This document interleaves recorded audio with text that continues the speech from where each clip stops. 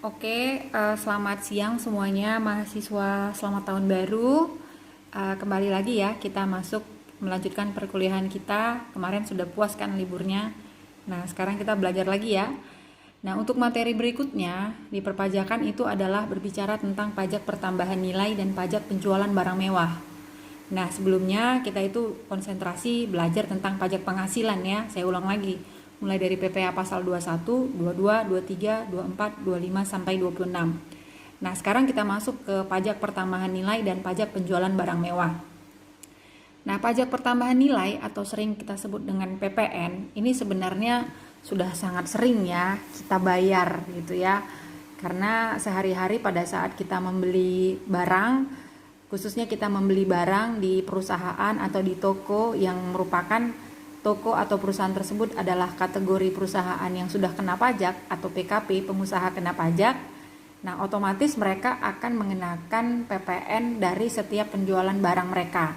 Nah, oleh karena itu supaya lebih jelas lagi kita belajar sekarang ya tentang apa sih PPN atau pajak pertambahan nilai itu. Seperti biasa, sebelum kita masuk ke intinya, kita juga harus tahu dulu ya apa itu konsep umum PPN, kemudian apa itu PKP dan DPP. Nah, PKP itu adalah pengusaha kena pajak, DPP adalah dasar pengenaan pajak. Kemudian bagaimana administrasi PPN, dan kita akan diskusi beberapa kasus ya. Nah, PPN itu adalah pajak atas konsumsi barang dan jasa yang dimasukkan ya khusus di dalam daerah pabean, yang pastinya dikenakan kepada orang pribadi ataupun badan. Nah, apa karakteristik PPN? Yang pasti dia itu pajak yang sifatnya objektif, pajak tidak langsung, non-kumulatif untuk konsumsi dalam negeri, consumption type atau VAT. VAT itu adalah value added tax, dia juga multi-stage dan indirect subtraction method. Itu karakteristik dari PPN ya. Apa itu semua nanti kita pelajari. Nah, ciri-ciri PPN. Pengenaan PPN itu dilaksanakan dengan sistem faktur.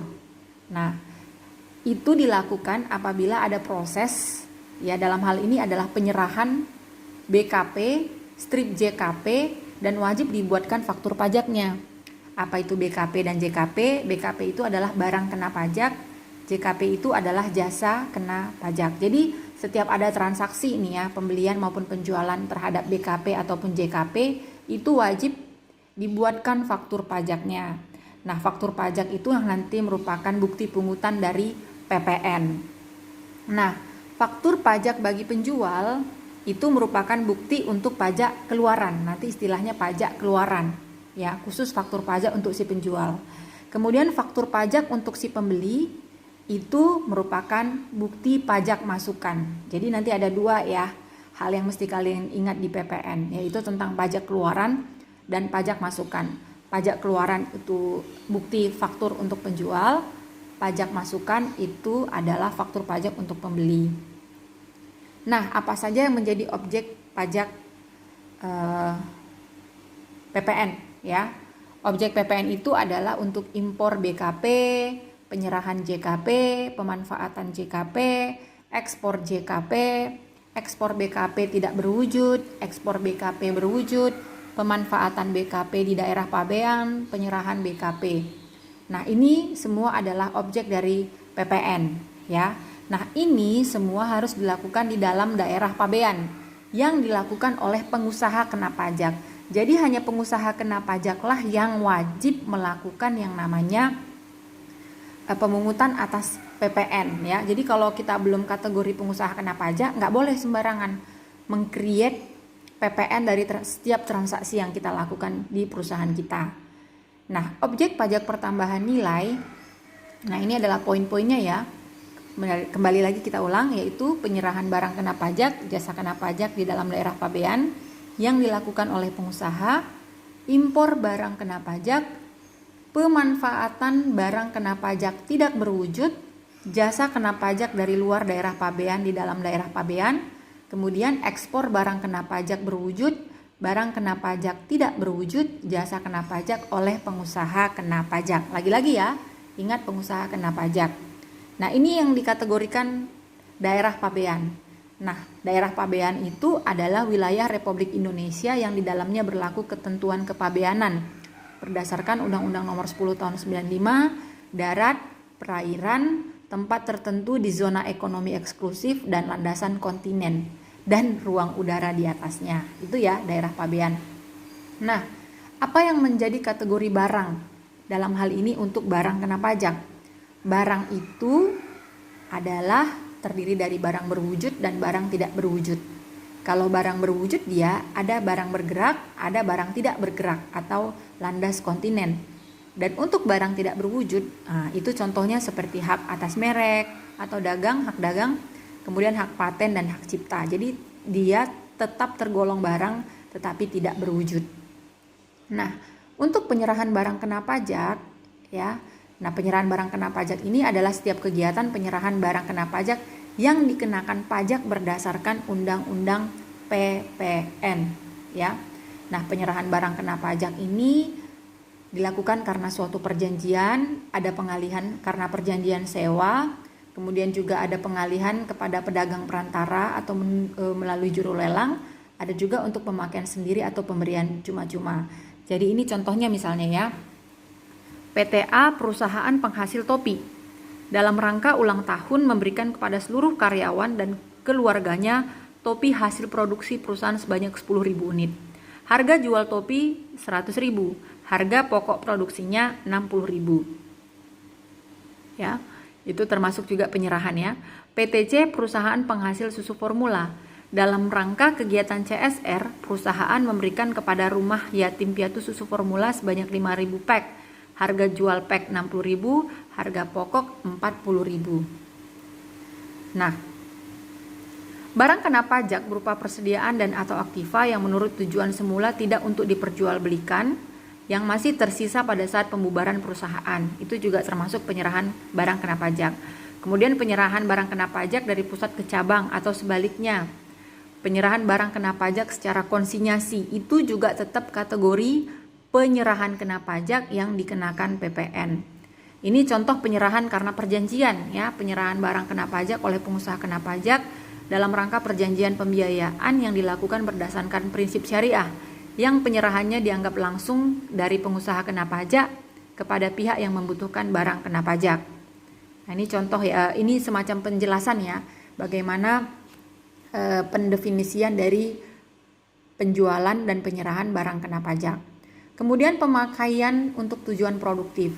Pemakaian barang kena pajak dan atau pemanfaatan jasa kena pajak untuk tujuan produktif belum merupakan penyerahan barang kena pajak dan jasa kena pajak, sehingga tidak terutang pajak pertambahan nilai dan pajak penjualan atas barang mewah. Jadi untuk pemakaian tujuan produktif ini tidak ya, tidak terutang ya, tidak termasuk dari PPN. Ini ya, ini juga yang termasuk bukan penyerahan barang kena pajak ya, termasuk penyerahan barang kena pajak kepada maklar, penyerahan kena pajak barang kena pajak untuk jaminan utang piutang, penyerahan barang kena pajak dari pusat ke cabang atau cabang dalam hal pengusaha kena pajak melakukan pemusatan tempat pajak terutang. Ini juga tidak tergolong dari transaksi yang dikenakan PPN. Nah, mungkin nanti kalian bisa baca secara detail ya di materi yang akan saya sampaikan kepada kalian. Maksud saya di PPT ini ya. Nah, itu tadi yang kita bahas di atas tuh tentang barang. Sekarang tentang jasa. Nah, jadi ada barang, ada jasa ya. Sama-sama kena pajak. Jadi sama-sama kena PPN. Nah, jasa-jasa itu juga ada kategorinya gitu. Jasa-jasa apa saja yang bisa dikenakan PPN, mana yang tidak dikenakan PPN. Tapi definisinya harus jelas dulu nih, apa tuh jasa. Nah, jasa itu setiap kegiatan pelayanan berdasarkan suatu perikatan atau perbuatan hukum yang menyebabkan suatu barang, fasilitas, kemudahan atau hak yang tersedia untuk dipakai, termasuk jasa yang dilakukan untuk menghasilkan barang karena pesanan atau permintaan dengan bahan dan atas petunjuk dari si pemesan. Ya, itu jasa. Ini definisinya terlalu panjang dan lebar. Intinya jasa itu adalah sesuatu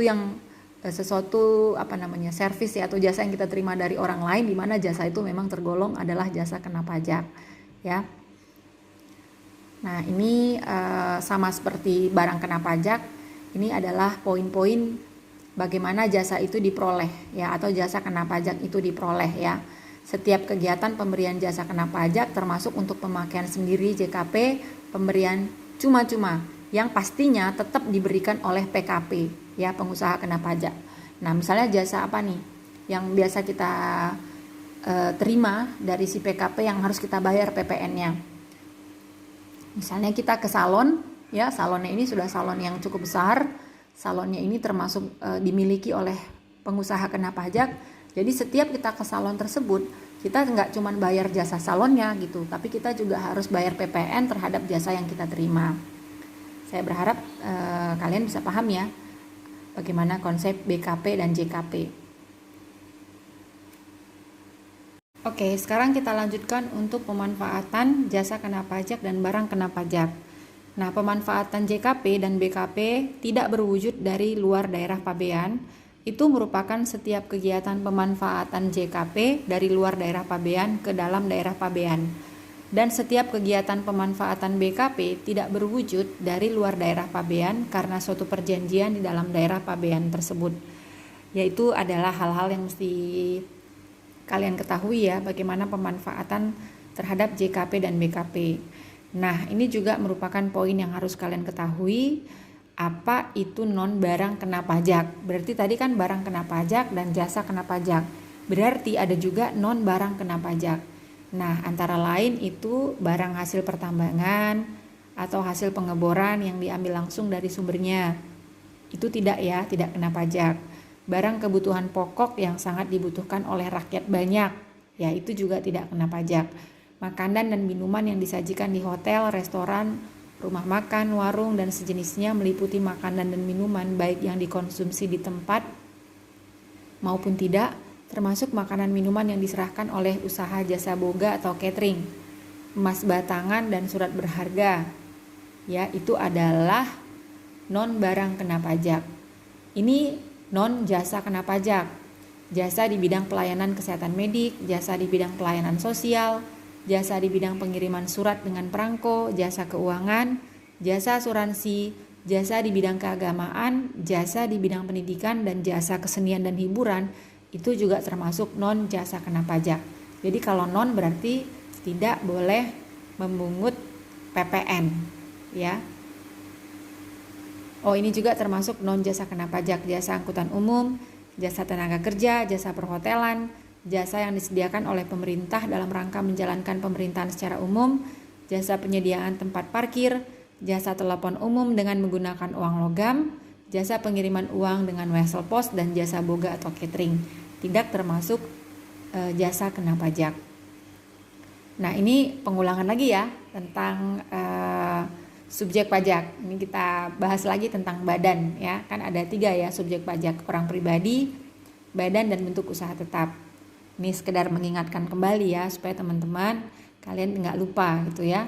Badan itu adalah sekumpulan orang dan atau modal yang merupakan kesatuan, baik yang melakukan usaha maupun yang tidak melakukan usaha, meliputi perseroan terbatas, perseroan komanditer, perseroan lainnya, BUMN, BUMD, firma kongsi, dan seterusnya. Nah, pengusaha dalam hal ini dikategorikan menjadi 2. Ada yang orang pribadi, ada yang badan.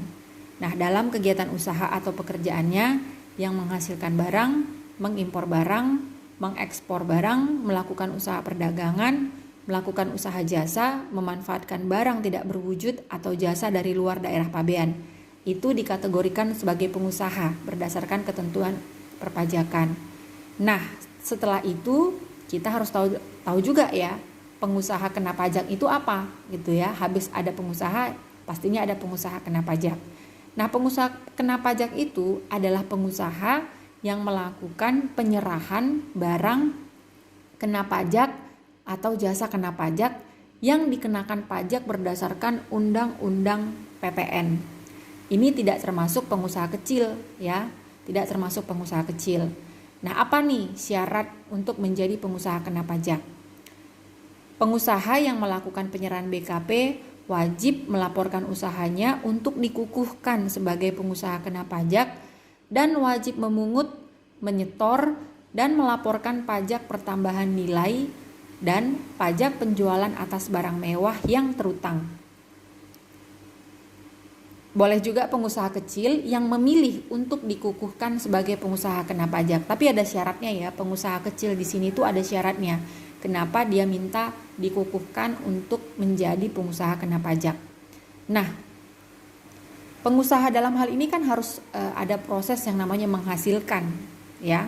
Nah, apa sih menghasilkan itu? Menghasilkan itu ada 3 ya.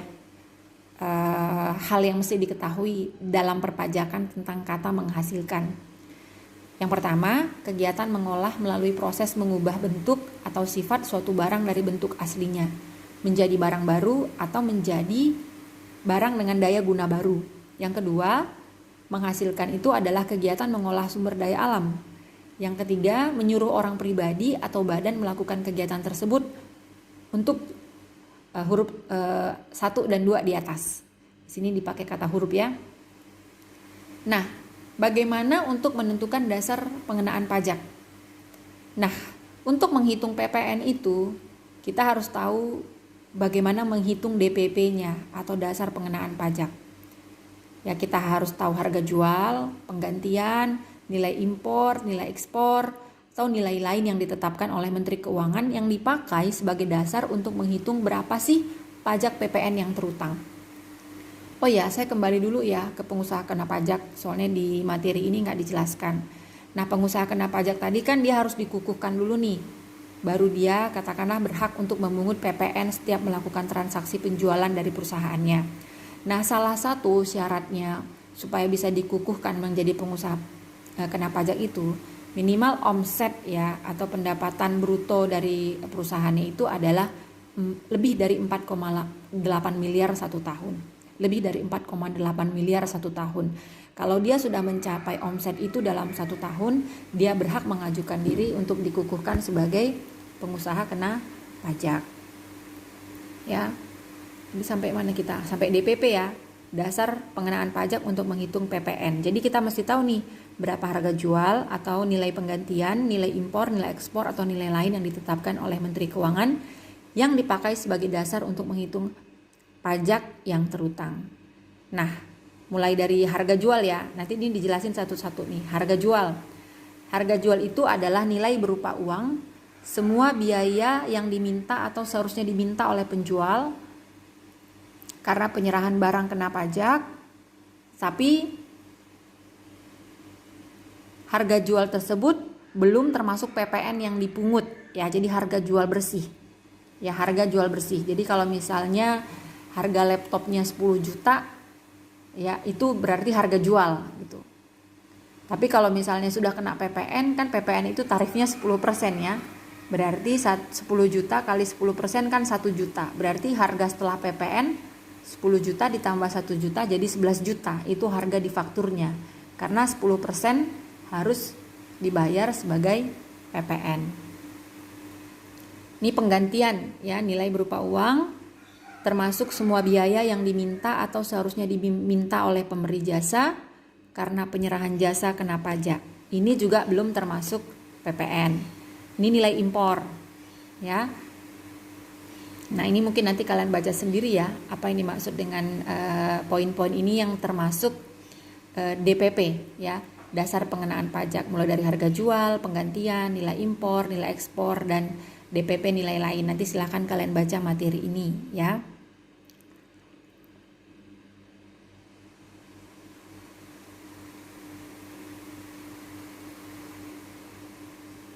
Nah, kita masuk sekarang ke tarif PPN. Oke, yang tadi nanti bisa kalian baca masing-masing. Jikalau nanti ada yang belum dimengerti boleh ditanyakan ya. Nah, tarif PPN itu 10%. Kecuali untuk ekspor yang dikenakan tarif 0%. Itu seperti ekspor barang kena pajak berwujud, ekspor barang kena pajak tidak berwujud, dan ekspor jasa kena pajak. Tapi normalnya tarif PPN itu 10%. Sejak tanggal 1 Januari 2004, pemungut PPN ya atau pembeli khusus ya berdasarkan peraturan nomor 563 KMK 03 tahun 2003, dalam hal ini adalah bendaharawan pemerintah baik pusat maupun daerah yang dananya dari APBN dan APBD, kantor pembendaharaan dan kas negara, dan badan usaha milik negara dan milik daerah. Pemungut PPN. PPN yang terutang atas transaksi penyerahan BKP strip JKP dipungut oleh PKP penjual. Pembeli barang kena pajak atau jasa kena pajak wajib membayar kepada PKP penjual sebesar harga jual ditambah PPN 10%. Apabila BKP strip JKP tersebut berstatus pemungut PPN atau pembeli khusus, PPN yang terutang atas transaksi penyerahan BKP atau JKP tidak dipungut oleh PKP penjual, melainkan disetor langsung ke kas negara oleh pemungut PPN tersebut. Pemungut PPN hanya membayar kepada PKP penjual sebesar harga jual, sedangkan PPN-nya 10% disetor langsung ke kas negara. Dalam hal harga jual atau penggantian telah termasuk PPN, maka PPN yang terutang atas penyerahan BKP strip JKP tersebut dihitung dengan formula 10/110 kali harga jual atau penggantian. Faktur pajak adalah bukti pungutan pajak yang dibuat oleh pengusaha kena pajak atas penyerahan barang kena pajak dan atau jasa kena pajak. Jadi nanti setiap kita katakanlah membeli barang atau jasa dari pengusaha kena pajak, kita akan dikasih faktur pajak. Kenapa dikasih faktur pajak? Itu adalah sebagai bukti bahwa kita telah membayar PPN kepada mereka. Jadi buktinya diberikan kepada kita dalam bentuk faktur pajak. Nanti lebih detail akan saya berikan contoh-contoh cara menghitung cara menghitung ya, bagaimana menghitung PPN yang akan disetorkan ke kas negara. Nah, ini adalah informasi yang mendetail tentang bagaimana itu faktur pajak standar ya. Jadi ini merupakan informasi yang memuat tentang apa-apa saja yang bisa kita lihat di dalam faktur pajak standar. Nanti bisa kita lihat contohnya di internet. Kayak apa sih faktur pajak standar PPN itu ya.